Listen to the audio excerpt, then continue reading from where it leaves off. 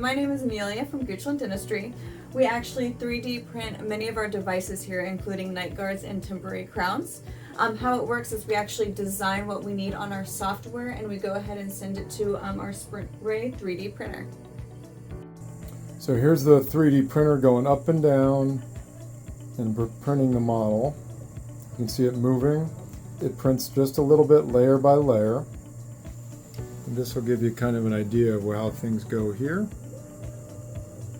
So this is a quick example of a night guard that I recently 3D printed. We have our platform and then we have our night guard material here.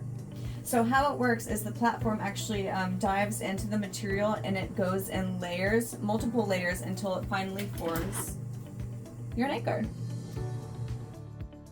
So this is our night guard that we just printed with the Sprint Ray 3D printer, and the next step is we're actually going to put it in our washer, and that uses water and alcohol to clean all of this excess material off, like this. So this is our final night guard from Goochland Dentistry. Come in and get yours today.